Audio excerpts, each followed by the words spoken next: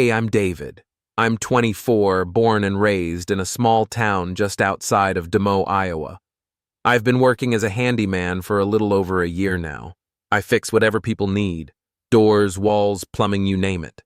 I never went to college, couldn't afford it. My dad was a builder, and when I was a kid, I tag along with him to job sites. He taught me everything I know. I decided to turn it into something real, so I started my own small business, David's Home Repairs. Most of my days are pretty routine. One house to the next, one repair after another. Some days go smooth. Some days I mess something up and learn the hard way. That's life in this business. That morning started like any other. I grabbed my tools, checked my appointments, and saw a new work order pop up on my phone. It was for a lock replacement job, front door, and some interior doors. The address was in one of the nicer parts of town. The pay offered was pretty good, too. I didn't think much of it, just another job. I pulled up to this beautiful modern house set back from the road with a perfectly manicured lawn and big oak trees lining the drive. I walked up the stone path to the front porch and rang the bell. The door opened, and there she stood, Sarah. She looked around 40, but honestly, I would have guessed early 30s, toned, athletic, flawless skin, dark hair pulled back in a casual ponytail. Her outfit was simple fitted black leggings and a white sleeveless blouse, but she wore it like she belonged on the cover of some upscale lifestyle magazine. There was a calm confidence about her that immediately stood out. "You must be David." She smiled warmly. "Thanks for coming." "Yes, ma'am. I'm here for the locks. Call me Sarah. I'll show you what needs to be done." She walked me through the house. The place was spotless, decorated tastefully in a modern but cozy style.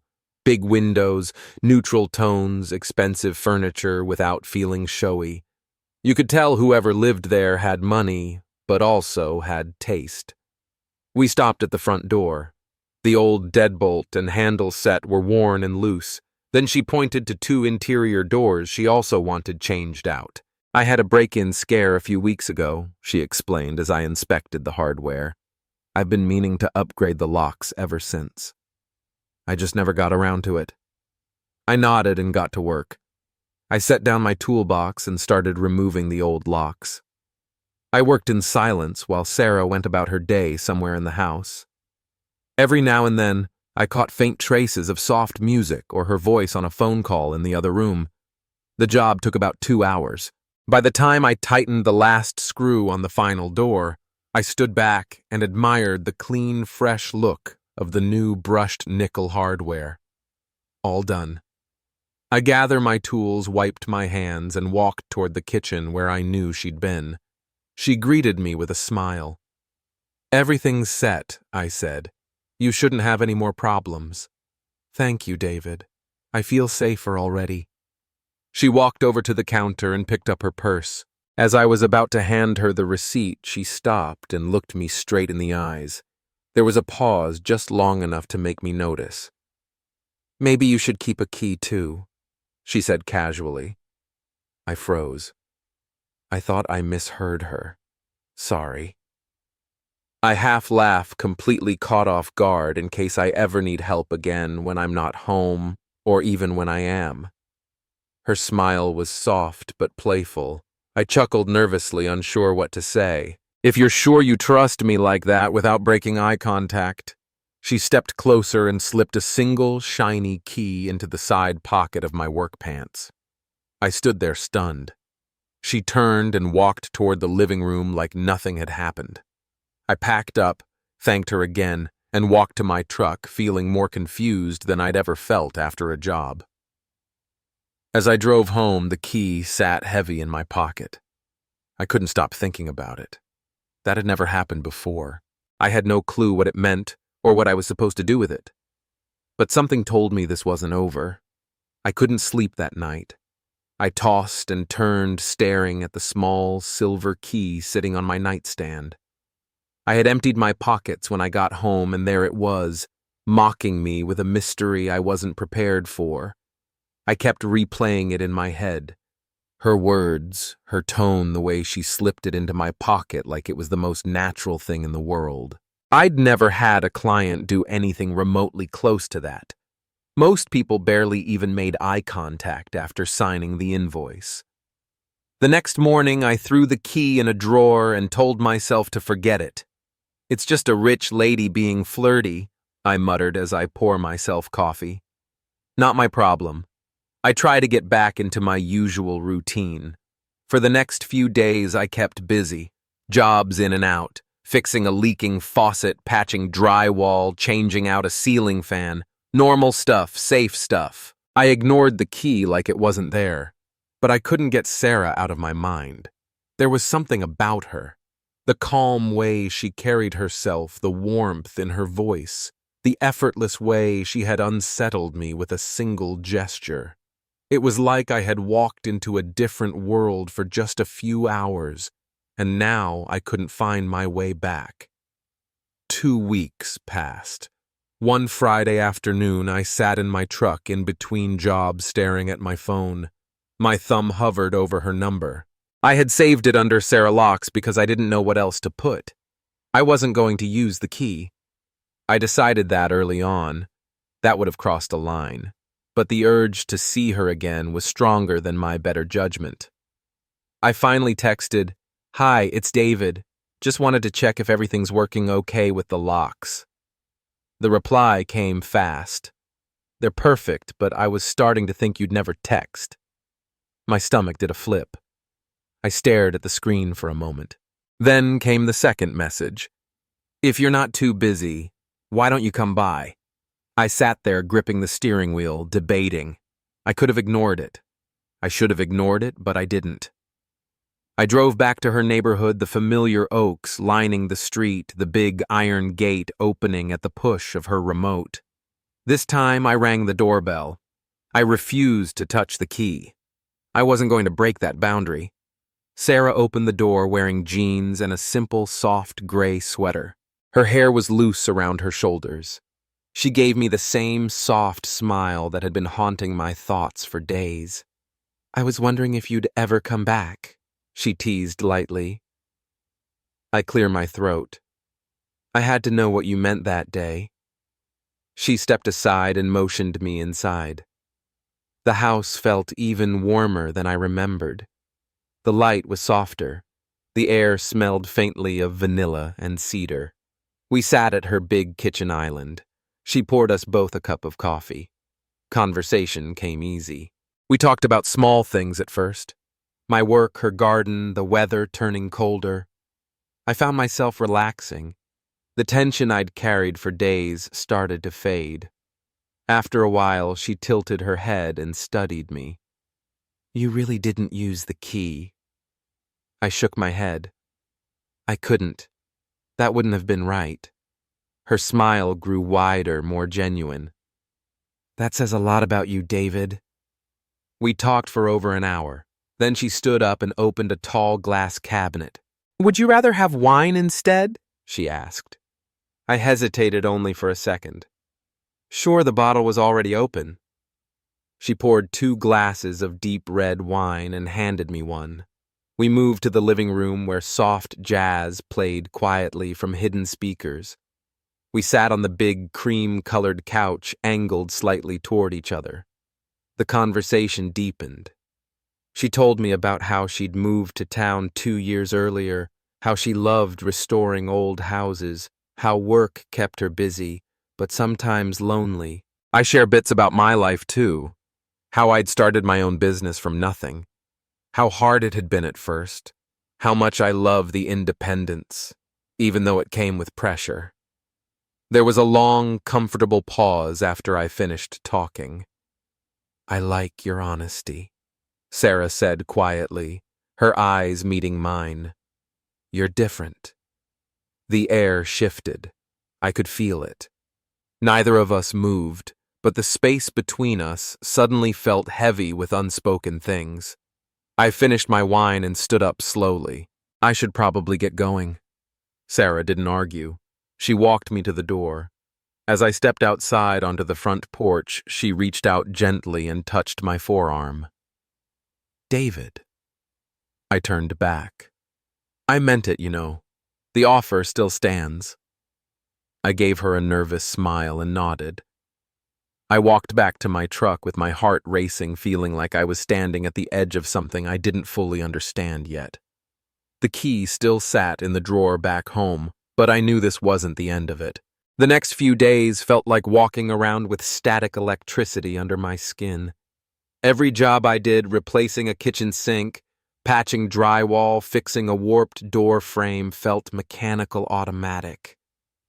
My mind wasn't there. It kept drifting back to Sarah. I didn't tell anyone about her. Not my buddy Joel, who I usually shared everything with.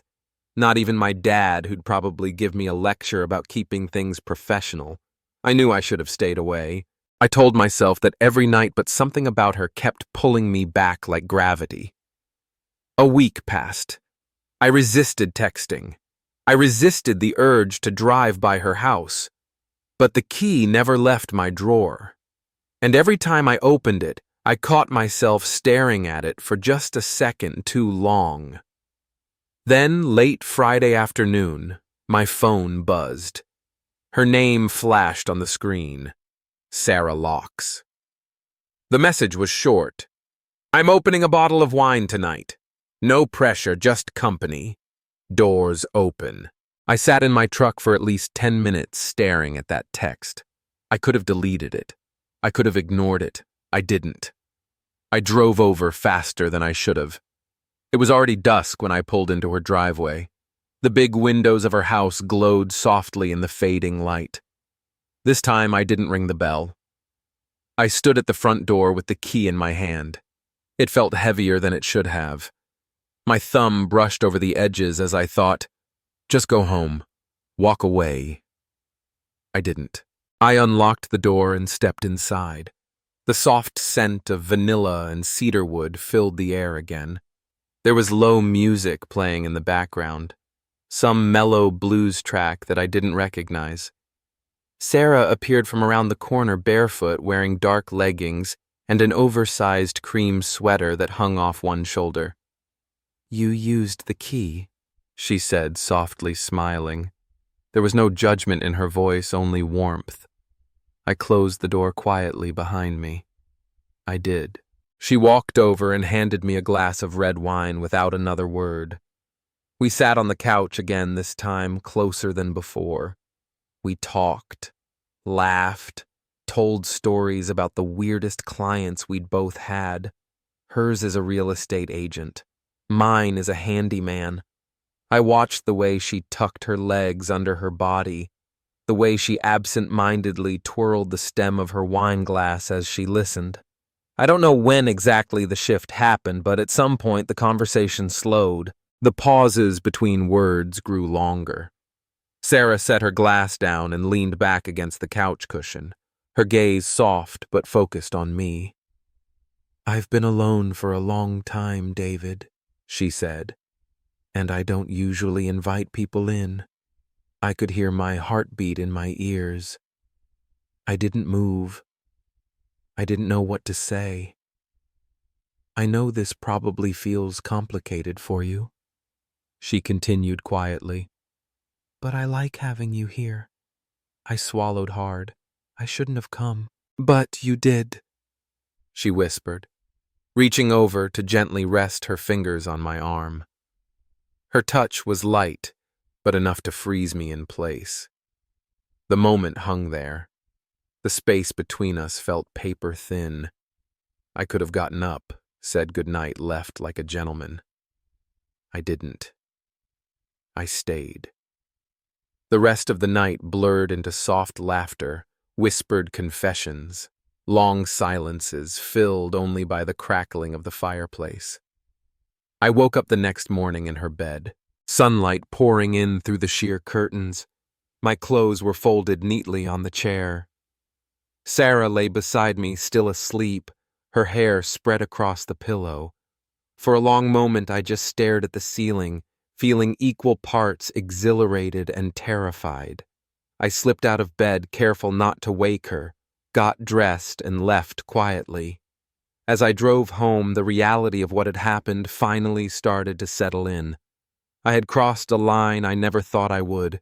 I had no idea where this was going or what it meant. All I knew was I couldn't undo it now. The days that followed felt like I was balancing two completely different lives.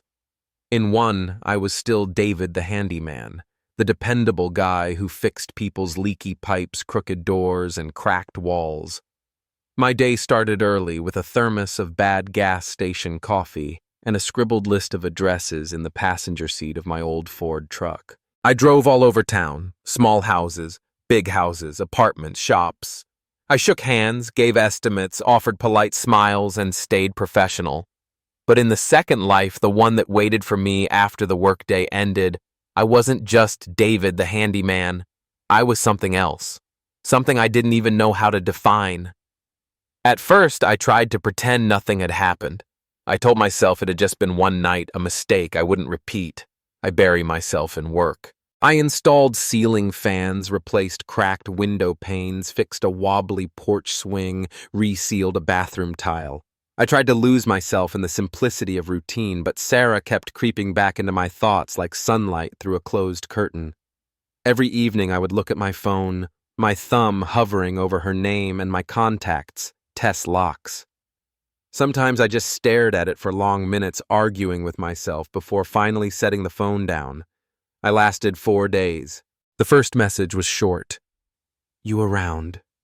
I stared at it, feeling my chest tighten. I shouldn't go. I thought I shouldn't do this again. I answered anyway. "Yeah, just finished for the day." The reply came within seconds. "Come by if you want.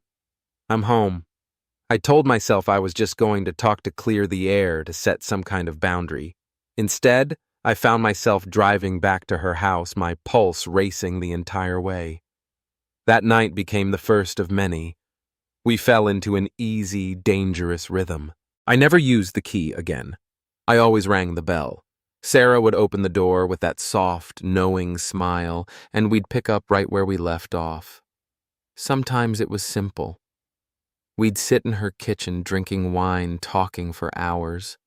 We shared stories about our lives, the crazy clients I'd dealt with, the nightmare real estate deals she'd had to handle. I loved listening to her talk.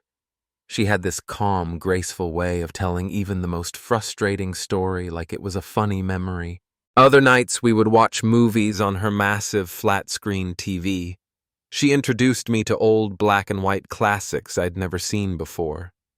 We'd order takeout from a dozen different places around town. She teased me relentlessly for my terrible chopstick skills the night we ate Chinese. Sarah had a way of making me feel both completely at ease and completely on edge at the same time. There was no pressure, no expectations, but also no clarity about what we were. I try not to think about that too much. I opened up to her more than I had with anyone before. I told her about how I'd struggled after high school, how I couldn't afford college, how starting my own handyman business had been my way of taking control. I admitted how hard it was sometimes to be the guy who always showed up to fix things for others, but had no one to lean on himself. Sarah listened quietly, her brown eyes never leaving mine. She never interrupted, never judged, just nodded thoughtfully, as though she understood in a way no one else ever had. She shared small pieces of her life, too. "I moved here a couple of years ago," she said, once sipping a glass of Pen Noir. "Needed a change. I've dated a few men. Nothing serious. I stopped trying a while ago. I asked her once why she let me in, why she wanted me around." "You don't expect anything from me," she said, with a soft smile. "You're not trying to impress me. You're just you." I didn't know what to say to that, so I just smiled back. Weeks passed. We kept our little secret going, our private world nobody else knew about. I stopped going out for beers with my buddy Joel. I ignored the teasing text from my cousin Sam. I was careful not to let anything slip, but little cracks started to appear in the perfect illusion. Her house was spotless. Too spotless. No family photos, no clutter, no signs of anyone else living there. One night, I caught sight of a heavy men's coat shoved to the back of her hall closet. Another time, I noticed a pair of dress shoes half hidden under the bed. When I asked about them, she brushed it off.